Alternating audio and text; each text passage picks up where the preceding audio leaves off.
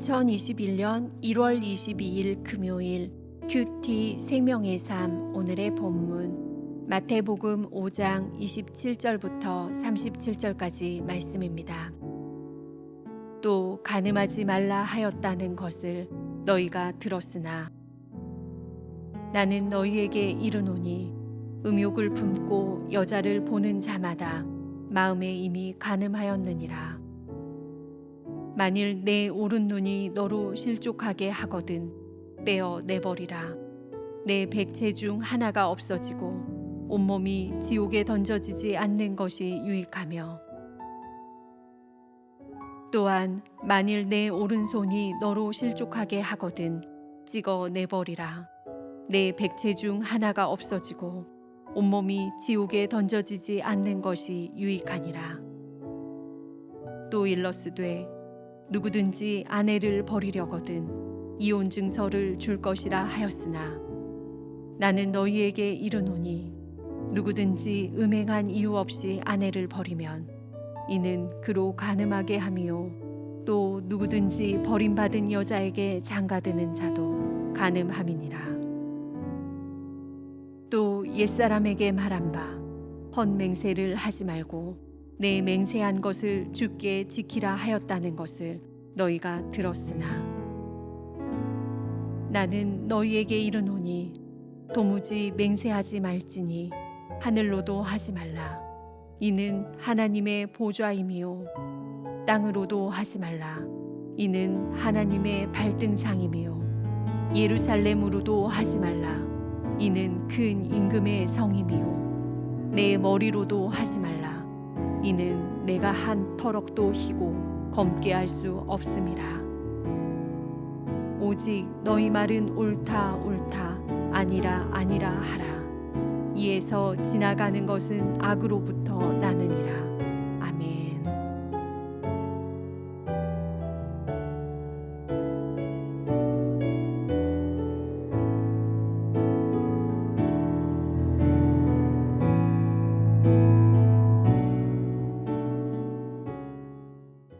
우리 예수님께서는 율법을 완성하시기 위해서 이 땅에 오셨습니다. 예수님께서는 율법적인 의보다 더 나은 의를 가지고 살아가야 함을 실제적인 원리를 통해서 이야기하고 계십니다. 지난 시간에 살인하지 말라는 제6계명을 언급한 데 이어서 오늘 우리가 읽은 본문에서는 제7계명인 간음하지 말라는 것과 제9계명인 거짓 증거하지 말라는 계명과 관련하여서 그 계명들의 진정한 의미와 목적을 우리에게 가르쳐주고 계십니다. 특히 어제 본문부터는 뭐뭐라 하는 것을 너희가 들었으나 나는 너희에게 이르노니 라는 말의 구조로 설명하고 계시는데, 오늘 본문은 간음과 이혼 또한 맹세와 관련해서 이야기를 계속 해 나가고 있습니다. 먼저 27절에서 30절은 간음하지 않는 것보다 더 나은 의에 대해서 말씀하고 계십니다. 하나님은 출애굽기와 신명기의 율법을 통해 간음하지 말라고 이스라엘 백성들에게 명하셨습니다. 이스라엘 백성들은 그것을 너무나도 잘 알고 있었기에 율법의 말씀에 순종하고자 했습니다.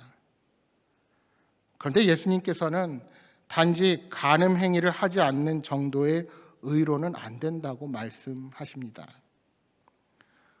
음욕을 품고 여자를 보는 것만으로도 마음에 이미 간음한 것이라 선언하시는 것입니다.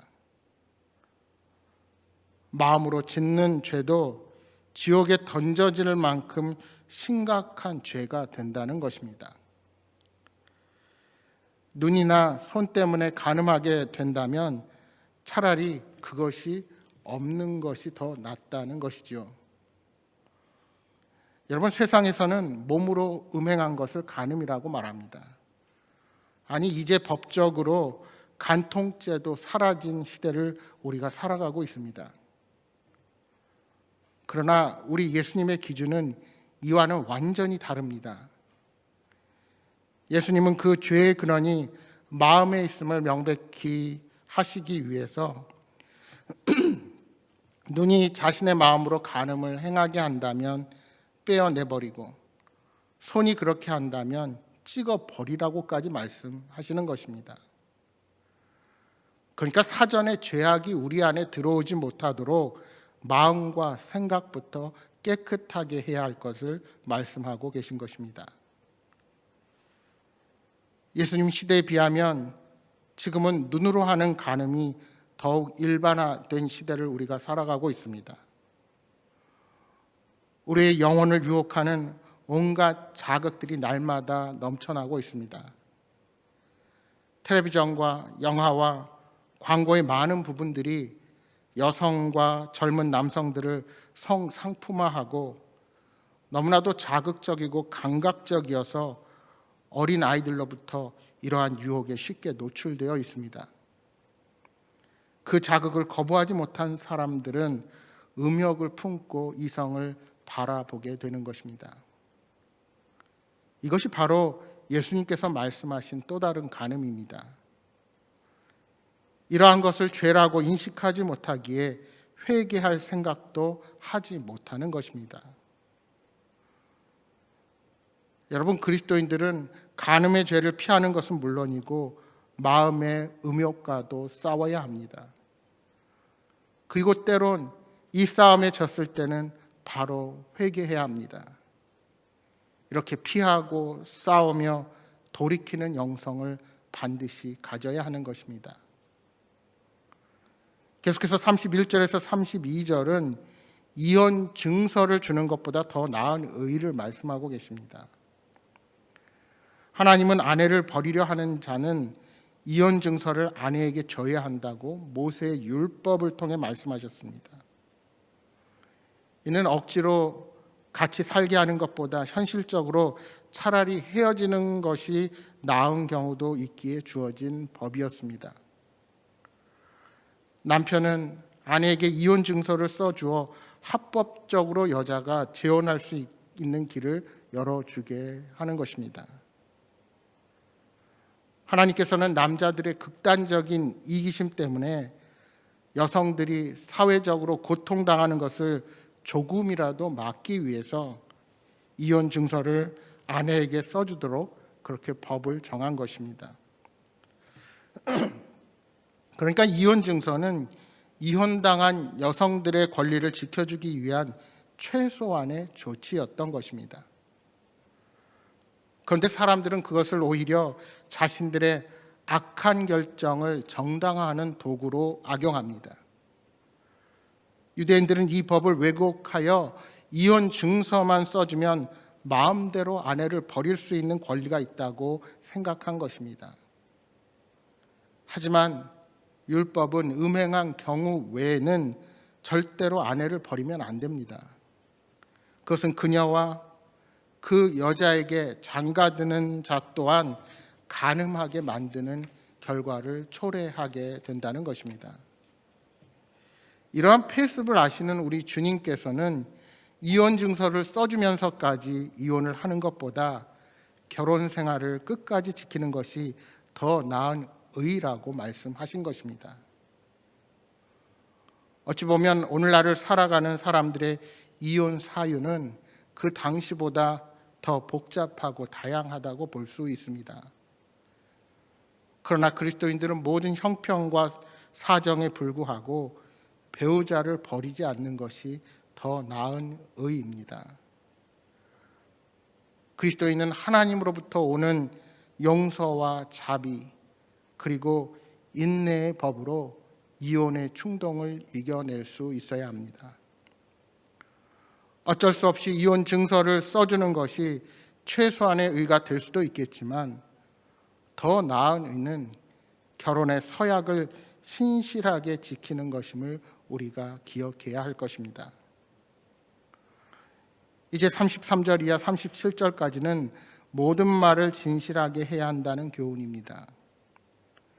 당시 랍비들은 맹세를 지키라는 계명을 해석하면서 무엇을 두고 맹세하느냐에 따라 지켜야 할 수준이 다르다고 해석했습니다. 그러나 맹세는 거짓말할 가능성 때문에 존재하는 것입니다. 전혀 거짓말하지 않는 사람이라면 굳이 맹세가 필요 없습니다. 그렇게 예수님은 사람이 하늘이나 땅이나 자기 머리를 두고 맹세하는 것은 모두 분수에 맞지 않는 것이고, 예면 예요, 아니면 그냥 아니라 하고 말하라고 말씀하고 계신 것입니다. 이는 우리의 말이 맹세가 없도록 늘 진실하라는 명령이기도 합니다. 우리는 거짓말에 경중을 따지면서 심각하지 않은 것은 그렇게 크게 생각하지 않는 경향이 있습니다. 그러나 그리스도인들의 말 한마디는 그 어떤 맹세보다 믿을 수 있는 보증수표와 같은 것이 되어야 합니다. 오늘날의 문제는 우리 그리스도인들이 그러한 우리 말에 대한 책임과 신실함을 하나님 앞에서 잊어버렸기에 오늘 세상이 우리를 조롱하고 우리의 신앙과 성실성을 바라보지 못하게 되는 것입니다. 여러분, 입은 마음에 있는 것이 나오는 통로입니다. 따라서 우리는 말하는 것을 줄이고 먼저 다른 사람의 생각을 들을 수 있도록 훈련해야 합니다. 내가 말을 한마디 하기 전에 이것이 내가 지키고 책임질 수 있는 말인지를 심사숙고하는 지혜가 필요한 것입니다. 바라기는 어떠한 경우이든지 정직하게 말하고 행동하여 항상 하나님의 의를 이루는 믿음의 백성들이 되기를 소망합니다. 사랑하는 여러분, 오늘 하루를 시작하면서 하나님께서 나의 마음과 생각을 주장해 주시고 늘 동행해 주시는 그 은혜가 넘치기를 간절히 축복합니다. 오늘 주신 말씀 기억하면서 이 시간 함께 기도하겠습니다. 결혼 서약이 가볍게 여겨지고 가능과 거짓말이 난무하는 세상을 살아가지만 우리 그리스도인들의 가정은 말씀에 순종하여 순결하고 서로 존중하고 사랑하는 가정이 되게 하시고 내가 한 말에는 책임질 수 있는 성실한 자가 되게 하여 주옵소서 하고 기도하시겠습니다. 다시 시작하는 본당의 예배가 잘 진행되도록 철저히 방역하고 모든 성도들을 지켜 주옵소서 하고 기도하시기 바랍니다. 또한 여러분 가져오신 간절한 기도 제목 놓고 기도하시다가 돌아가시기 바랍니다. 함께 기도하겠습니다.